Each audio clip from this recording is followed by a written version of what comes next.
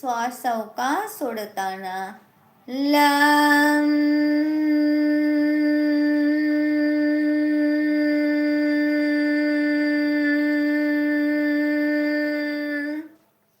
आज अंगारकी चतुर्थीच्या या दिव्य ऊर्जांना लाल रंगाच्या प्रकाशात आपण अनुभव करत आहोत. पहा, ब्रह्मांडातील ही दिव्य ऊर्जा आपल्या सहस्रार चक्रात प्रवेश करत आहे. जो नियमितपणे हे संकटनाशन स्तोत्र पठण करतो तो निश्चित सर्व संकटातून मुक्त होतो. ब्रह्मांडातील लाल रंगाची दिव्य ऊर्जा प्रकाश आपल्या सहस्रार चक्रावर प्रवाहित होत आहे.